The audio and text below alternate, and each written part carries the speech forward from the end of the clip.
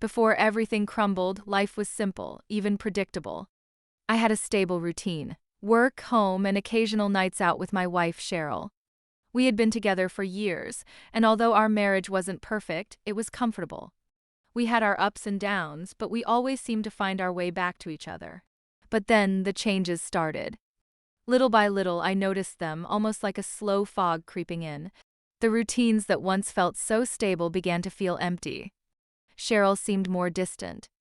She was busy with her work at Enterprise Research and Development, and I felt more like a roommate than a husband. The spark in our relationship had faded, and I found myself wondering if this was all life had to offer. By day, I worked as a CPA, leading an audit team investigating financial missteps and contract mishandling. It was a job that required attention to detail, even if most people would call it dull. My current project involved Landmass Development Group, a company under investigation for contract mismanagement and possible fraud. My team and I were stationed on the 21st floor in a grand office, overseeing everything with a bird's-eye view of the city. One day, while on a break, I found myself staring out of my office window, glancing across the street where Cheryl's office was located. We hadn't really spoken much lately, and curiosity got the better of me. In the corner of my office sat an antique brass telescope, left by one of Landmass's partners, and I adjusted it to see if I could catch a glimpse of Cheryl at work. There she was, busy at her desk, and a wave of nostalgia hit me as I watched her. Then my phone rang. It was Mandy from my team, inviting me to lunch. I declined, saying I had calls to make, but really I was just lost in thought. After hanging up, I couldn't resist looking through the telescope again. But this time something was different. Cheryl wasn't alone. A man I recognized from her office holiday party, Brad, was leaning close to her, too close. My stomach tightened as I watched them, each movement bringing my worst fears to life. I was still trying to process what I had seen when my phone rang again. This time it was Cheryl. I struggled to sound normal, just wanting to tell her that I loved her, as if that would somehow make this gnawing feeling go away. But her response felt hollow, and she brushed me off with a distracted tone, saying she was busy. The moment I hung up, I watched her again through the telescope. Brad had closed the door, and they were sitting too close, his hand on her legs, inching upward while Cheryl's head leaned back, clearly at ease with his touch. My heart shattered as I watched her actions betray everything I thought we had. I sat back, numb, as the realization of her affair settled over me. After that day, I couldn't stop thinking about what I'd seen. My mind raced with questions I didn't want to ask, and answers I feared. I knew I couldn't face Cheryl until I understood what was happening. So, I turned to the people I trusted most, my audit team. They were more than colleagues, they were friends who'd seen me through tough times before. The next day, I explained the situation to them, barely holding myself together as I recounted what I'd seen. Adriana, Mandy, Red, Ian, and Jackie listened in silence, their faces mirroring my pain and anger. Then, without hesitation, they stepped up to help me find the truth, suggesting we use our skills to keep a close eye on Cheryl's activities without her knowing. We transformed my office into a war room of sorts, with monitors, security feeds, and files on Cheryl and her coworkers. The plan was set. Red, our tech expert, installed software that allowed us to monitor Cheryl's emails, her schedule, even the security cameras around her building. For days, we watched as she went through her usual work routine, but each glance and touch with her coworker Brad confirmed my worst suspicions. Soon enough, Cheryl wasn't just meeting with Brad, but with other men from her office as well. Each time I witnessed another betrayal, my heart broke a little more. Despite the pain, I couldn't tear myself away from watching. My team urged me to take breaks, to stop hurting myself by looking. Mandy even suggested I stay with her and her husband for a while, just to avoid going home and facing Cheryl. But I couldn't let it go. I had to know how far she'd gone, how many times she'd betrayed me, and why. Days turned into weeks, and the evidence piled up. Each day, we'd review the footage and emails, piecing together a web of lies that grew thicker with every discovery. Cheryl's affairs weren't a one-time mistake. They were calculated, recurring, even scheduled into her lunch breaks. Watching her so comfortable, so careless, with these men turned my pain into rage. Then came the final blow. One afternoon, I caught her meeting not just with Brad, but with 3 other men from her office. Cheryl entertained them as if it was just another day, laughing and flirting like nothing else mattered. I couldn't believe the woman I'd loved, the woman I'd built a life with, could do this. At the sight, my emotions erupted. Mandy sat beside me, quietly holding my hand, as I struggled to make sense of it all. I had never felt so humiliated, so blindsided. In that moment, I knew our marriage was over. Cheryl had crossed a line, and I didn't see a way back from it. My team surrounded me, offering silent support as I sat there, stunned and broken. But as my anger grew, so did my need for closure. I didn't just want to leave, I wanted her to understand the pain she'd caused.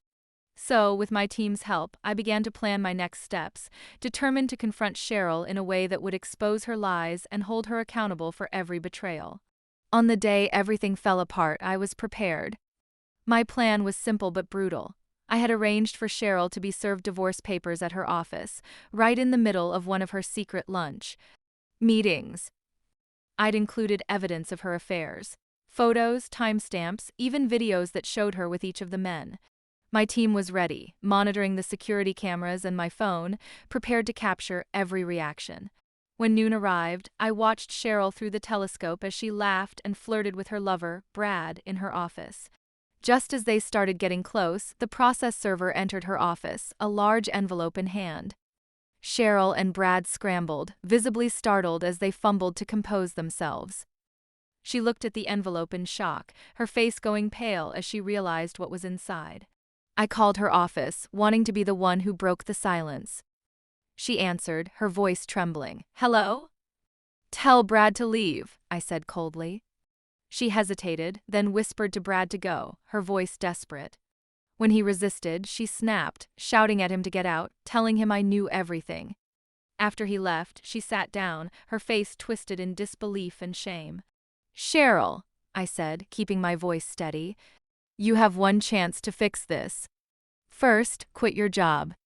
Second, file a sexual maltreatment suit against your supervisors, yes, all of them. Third, I want the truth. Tell me why you did this." She stammered, "But Marty, I've worked so hard for this job. I'm so close to becoming the first female manager at Enterprise. You can't expect me to just throw it away." I didn't hesitate.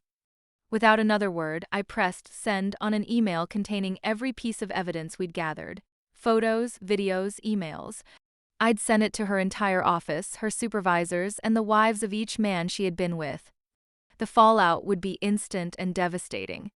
As I watched, Cheryl screamed and collapsed in her chair, realizing what I had done. She ran to the window, looking directly at the building where I stood, rage and horror twisting her features. My team gathered around me, each one giving a silent nod of support as I turned off the monitor, unable to watch her any longer. The silence in the room was overwhelming, broken only by the faint sounds of my team members packing up the equipment. They embraced me one by one, my friends who had stood by me through this nightmare, offering a moment of comfort in the aftermath of my marriage's destruction.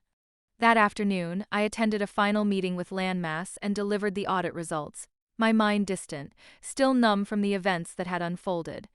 By the end of the day, I was drained, but a strange sense of relief settled over me. It was over. I had faced the truth, confronted Cheryl's betrayal, and finally felt free from the weight of her lies. In the days that followed, my life slowly returned to a new normal, though the emptiness lingered.